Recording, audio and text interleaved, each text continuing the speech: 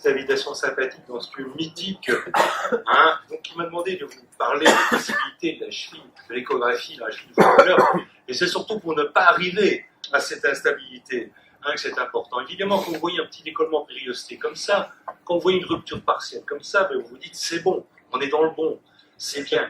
Mais à partir du moment où vous voyez que votre ligament, lorsque vous faites une étude dynamique, est complètement rompu, on est bien entendu dans un autre cas beaucoup plus grave. Alors, il faut faire très attention au départ. Beaucoup de footballeurs ont eu beaucoup d'entorses. Et quand vous voyez ça, c'est pas un ligament. Ça, c'est du tissu de fibrose qui prend la place du ligament. Et beaucoup de joueurs de football jouent avec cela à la place de leur ligament talofibulaire antérieur. Il faut bien savoir le reconnaître.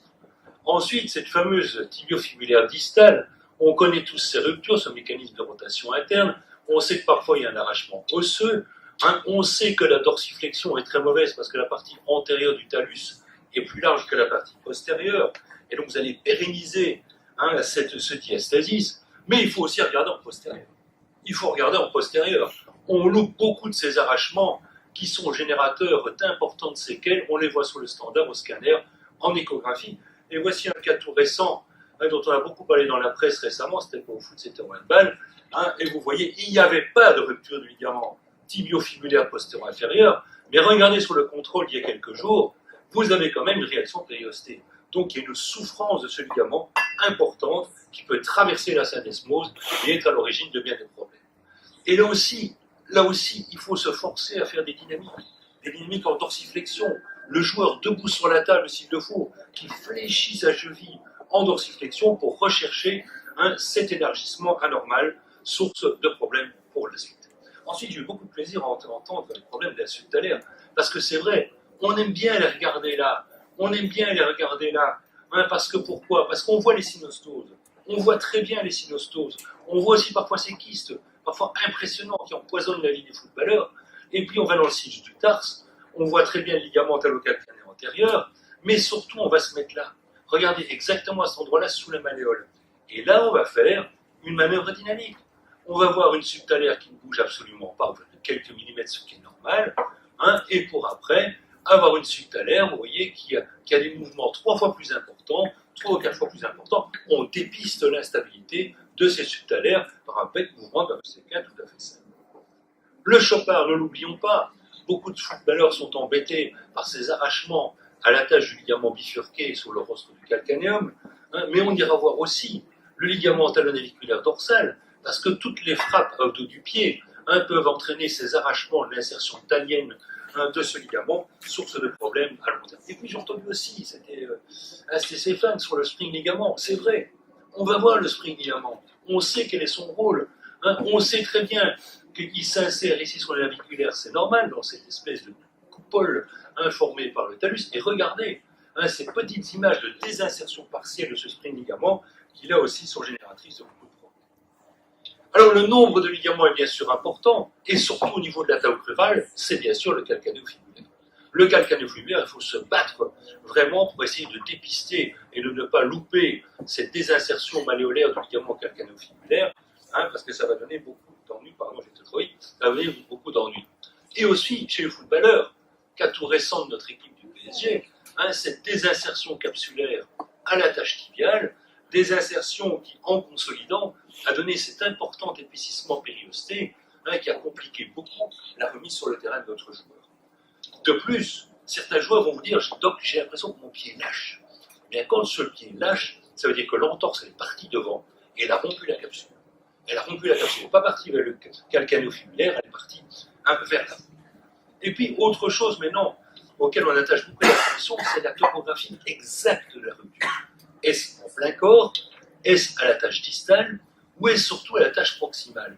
Parce que dans ce cas-là, regardez, le ligament talofibulaire antérieur bascule dans la féculation, générateur d'un espèce de noyau de fibrose, hein, un peu comme ce ligament comme le ligament croisé antérieur au niveau du genou, qui nous donne ce cyclope. C'est exactement pareil. Même chose aussi pour le ligament calcanéo-fibulaire. Quand vous avez une désinsertion hein, à la tâche malléolaire, comme ici, vous savez que vous aurez un gros problème à cause des tendons fibulaires qui sont à côté. Mais quand vous avez une désinsertion qui se trouve au niveau du calcanéus, bien entendu, le pronostic sera nettement meilleur. Alors, beaucoup de joueurs nous parlent de la double entorse. Est-ce que ça existe? 9 fois sur 10, c'est complètement faux. Parce que bien sûr, on voit quelques ruptures du plan médial, mais 9 fois sur 10, c'est quoi? On le sait bien. C'est une impaction. C'est une impaction de la pointe de la malléole qui est venue impacter la joue médiale du talus, et l'IRM vous le prouve, bien entendu. Et aussi, surtout, ça aussi, ça m'a fait plaisir. Merci. Merci d'avoir parlé de ces luxations du tibial postérieur. C'est loupé systématiquement. Pourquoi? Parce que le tendon, souvent, revient en place. Mais regardez le rétinaculum. Il est complètement épaissi. Vous avez des arrachements corticopériostés. Et si vous faites l'épreuve dynamique, vous pouvez restaurer une mobilité anormale, qui, bien entendu, sera extrêmement sévère pour le joueur. Alors, dans l'évaluation de la cicatrisation et des séquelles, qu'est-ce qu'on va faire? Bien entendu, les épreuves dynamiques. Si on garde un ligament talofibulaire antérieur qui est détendu en varus équin, vous êtes certain de votre coup. Regardez l'épaisseur du ligament. Regardez celui-ci qui est complètement aminci après entorse, et regardez celui-ci qui est complètement aminci, et en plus, il est détendu. Ce joueur-là devra avoir certainement une sanction thérapeutique différente. Et puis, comme on vous l'a dit également, il n'y a pas que les laxités. Il y a aussi toutes ces chevilles douloureuses et instables, avec ces comblements fibreux de récessus antérolatérale, ces calcifications ligamentaires, et surtout ces nodules osteochondromateux qui vont se mobiliser, et le footeux vous dira, donc j'ai l'impression que ma cheville est lâche, alors qu'il n'y a absolument aucune instabilité, il n'y a absolument aucune laxité, et c'est vraiment un cas d'instabilité tout à fait typique, sans laxité. Et puis j'essaie de le faire, parce qu'il faut regarder tout ça, mais il faut aussi regarder autre chose, c'est les rétinaculats. Il faut regarder les rétinaculats, parce qu'il y a des lésions rétinaculaires qui miment les entorses, il y a des lésions associées aux atteintes ligamentaires qui changent de traitement. Alors, les rétinaculats de la cheville, il y a les ruptures, c'est facile, il y a les désinsertions, bien entendu, on les connaît bien, vous avez ici une désinsertion complète du rétinaculum fibulaire, il faut bien regarder, parce que regardez, ici il est bien inséré, et en fait c'est son attache distale qui est complètement désinsérée.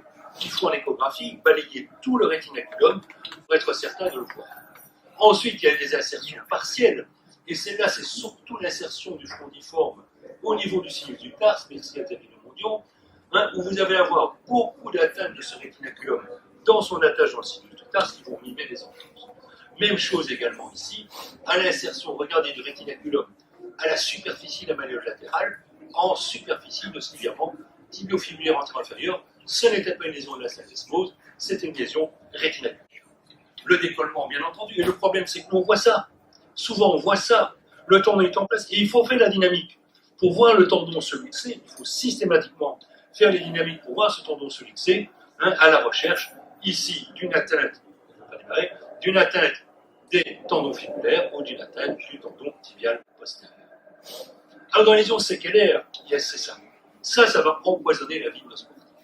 Ces épaississements, plus ou moins décollés, après luxation, vraie luxation, spontanément réduite, mais vraie luxation du tibial postérieur ou des tendons fibulaires.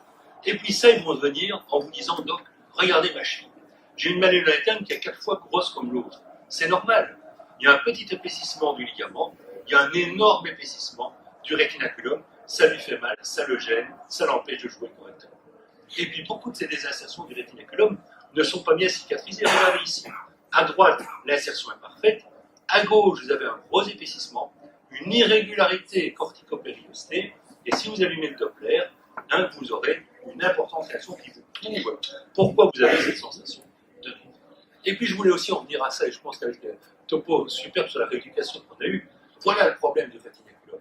C'est que le tendon extenseur va se décaler par rapport à l'autre côté.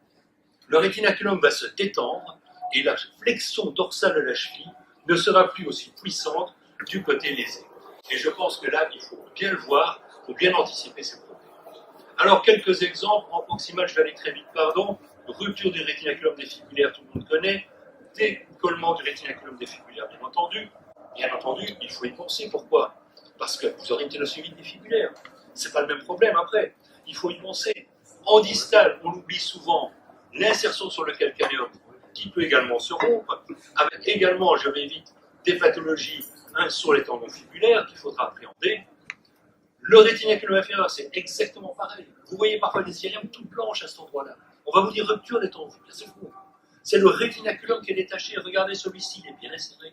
Celui-là, il est détaché. Et si vous avez certaines lésions, eh bien, vous aurez un décalage du confibulaire par rapport au calcaneus. Et là aussi, problème au niveau de la mobilité de cet tendon fibulaire. En médial, on a déjà parlé de ce décollement du tendon tibial postérieur, c'est extrêmement important. Mais parfois, vous avez des épaississements, d'accord, mais regardez surtout cette luxation permanente du tendon tibial postérieur. Regardez l'état de sa corticale osseuse. Voilà soi-disant une double entorse qui avait été bien soignée, mais le joueur était incapable de revenir sur le terrain. Une chose qu'on connaît mal aussi, c'est l'insertion de ce rétinaculum défléchisseur sur le talus. Il peut se rompre, bien sûr, mais il peut aussi provoquer un arrachement osseux. Arrachement osseux, c'est une découverte de scanner, tardive. Le patient continue à avoir mal, il a soi-disant double entorse, mais en fait, c'est un arrachement osseux de la tâche du rétinaculum. Ici aussi, un arrachement complet en postérieur chez ce joueur de tennis. Alors là, ça change également les données de problème. Pourquoi? Parce que cet épaississement réactionnel, ça va vous donner quoi? Ça va vous donner un syndrome du tunnel tarsien. Ça va comprimer le paquet vasculaire nerveux. Regardez le rétinaculum ici. Ça va comprimer le paquet vasculaire nerveux et vous entraînez ça. Et puis, vous n'oubliez pas aussi que ça se prolonge en direction du tendon d'Achille. Ça s'attache ici très postérieurement sur le calcaneus, à l'origine de certaines douleurs médiocalcanéennes atypiques, mais aussi après rupture et chirurgie du tendon d'Achille. Et bien voilà un patient de l'INSEP qui était complètement bloqué parce qu'il avait épaissi tout ce rétinaculum et qui s'est empêché complètement la dorsiflexion de sa cheville. On termine avec les extenseurs, insertion tibiale, toujours pareil, attention à la détente des tendons extenseurs. C'est vrai également bien sûr de l'autre côté. Regardez ici, ce rétinaculum complètement détruit. Ici, cette rupture à l'insertion.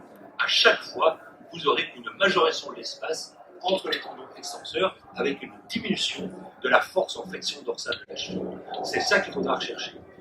Également, au niveau de l'insertion aussi plus tard, là c'est différent. Là, ce sont des fausses entorses. Ce sont des fausses entorses. Vous avez des désinsertions partielles. L'attelle sera complètement inutile dans ces cas-là.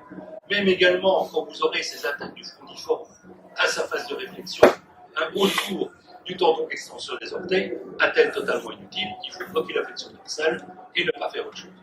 Une dernière chose sur cette variante du rétinaculum inférieur avec cette insertion X, on remarque souvent dans cette variante que vous avez une atteinte du rétinaculum à son attache en superficie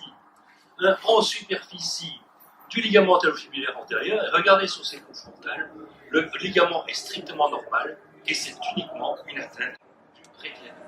Voilà, c'est pour ça que je voulais essayer de vous montrer que dans l'entorse de la cheville, on regarde les ligaments mais aussi les rétinaculums. Je vous remercie.